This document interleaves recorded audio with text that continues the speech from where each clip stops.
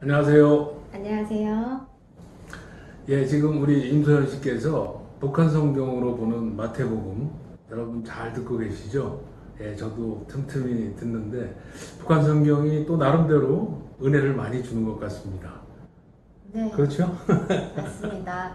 그래서 오늘은 특별히 이 예. 마태복음 13장에 대한 내용을 가지고 저희가 음, 함께 나눠보려고 하는데요. 네. 네, 마태복음 13장이 비유로 되어 있어서 그렇죠. 어렵게 또 생각할 수도 있고 또 이거를 또 잘못 번역을 해서 네. 자기네들 방식대로 또 번역을 음. 해서 또 바꾸는 분들도 계시죠, 그 부분을. 마태복음 13장은 사실은 전번에 우리가 그 네, 마태복음 5장, 6장, 7장 산상수훈에 네, 대해서 한번 산상수. 시간을 가졌었죠.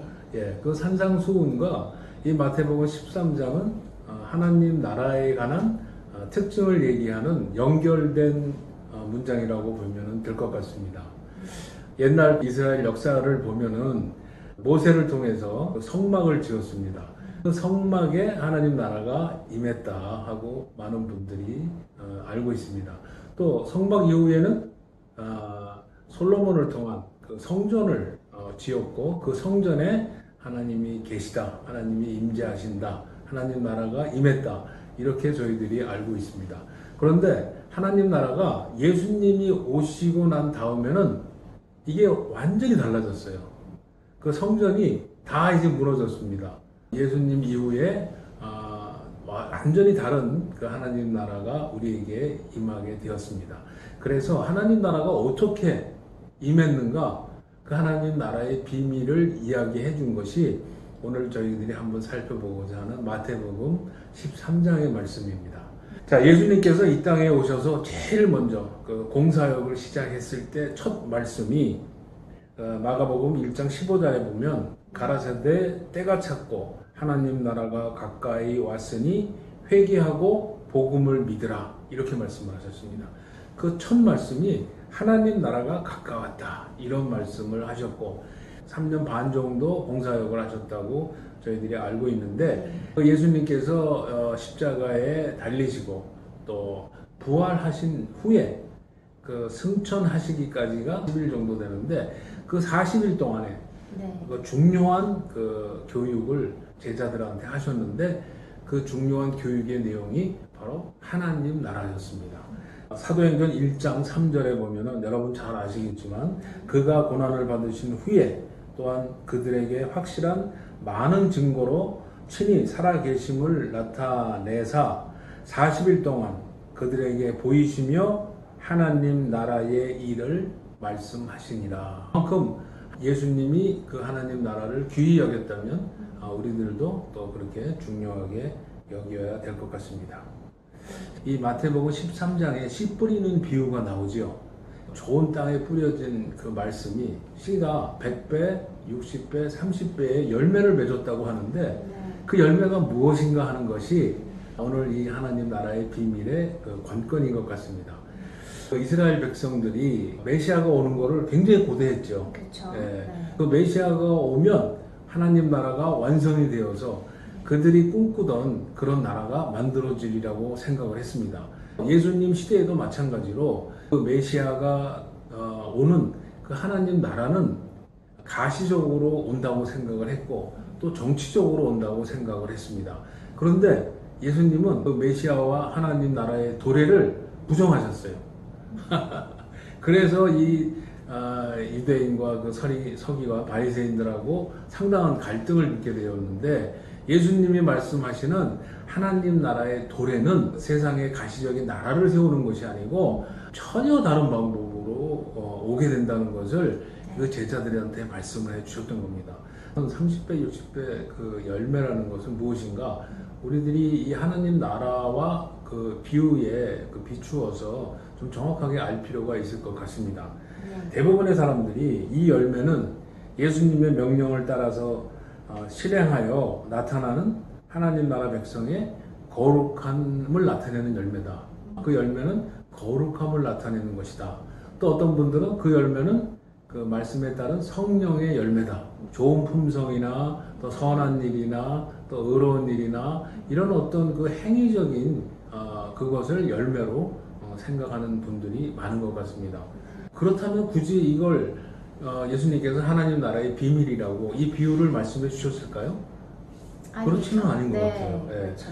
만약에 하나님 나라의 그 비밀이라고 말씀하셨다면 그 열매도 하나님 나라의 비밀과 연관되어서 해석이 돼야 그게 정상적인 게 아니겠습니까? 그렇다고 그러면 이 열매는 무엇인가? 결론적으로 얘기하자면 그 말씀인 씨가 뿌려서 말씀으로 비롯되는 열매는 바로 하나님이 주시는 하나님의 나라라는 것입니다. 그 씨를, 그 말씀을 받아서 믿는 사람들에게 그 믿음의 마음판에 임하게 되는 하나님 나라가 바로 열매라는 것입니다. 그래서 우리가 그 복음을 가지고 많은 사람들한테 복음을 전합니다. 그 말씀을 믿음으로 성령으로 거듭난 사람은 그 마음 안에 하나님 나라가 임재하게, 도래하게 되는 것입니다. 그게 바로 우리가 말씀을 선포하고 맺어지는 열매라고 해석을 해야 옳지 않을까 생각을 합니다.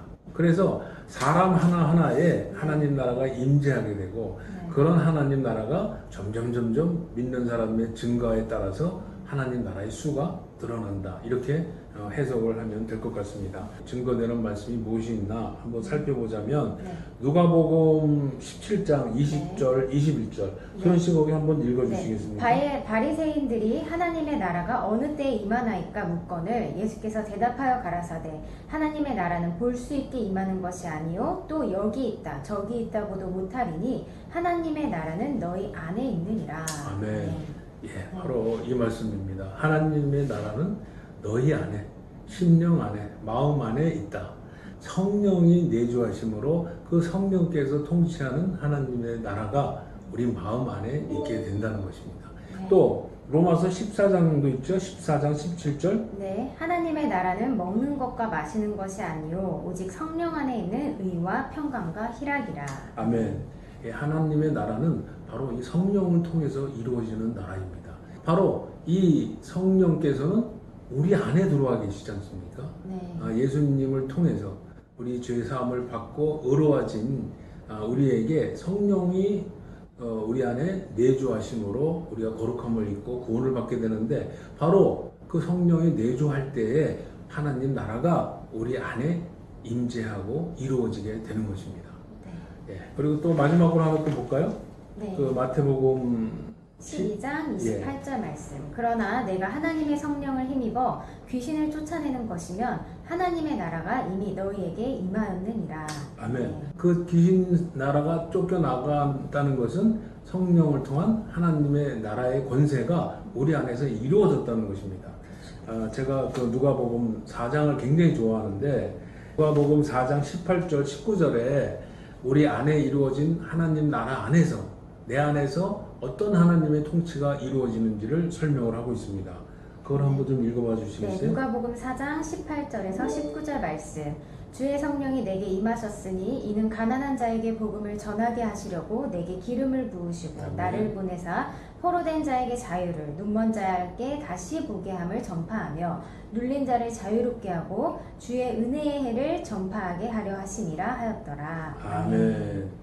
바로 예수님께서도 그렇게 말씀하셨습니다. 이 하나님 나라의 놀라운 구원의 통치가 내 안에서 성령을 통해서 이루어졌다는 것을 예수님이 먼저 그 사실을 우리에게 보여주심으로 해서 우리도 예수님과 동일하게 성령을 통한 하나님 나라를 내 몸에, 내 마음에 모시면서 그 구원의 통치와 기쁨과 희락과 의에 대한 통치를 우리가 갖게 되었다는 것. 이게 얼마나 놀라운 사실입니까? 우리가 이스라엘 그 성전을 제가 그냥 몸에 안고 다니는 것과 동일한 이런 역사가 또 그것보다 더한 역사죠. 성령은 24시간 저와 함께 하시니까 이런 놀라운 예수님께서 우리에게 하나님 나라를 임하게 하셨다. 그 은혜를 주셨다는 것에 큰 감사를 느낍니다. 네, 감사합니다. 네, 감사합니다. 오늘 이렇게 마태복음 13장에 대해 하나님의 나라가 우리에게 있다라는 그런 것을 저희가 살펴보았습니다. 저희가 마태복음을 계속 쭉 읽어 나가면서요. 이렇게 또 필요한 부분들 또 저희가 다시 준비해서 만나 뵙는 시간 갖도록 할 텐데요. 유익한 시간 되셨으면 좋겠고요. 오늘도 시청해 주셔서 감사합니다. 감사합니다.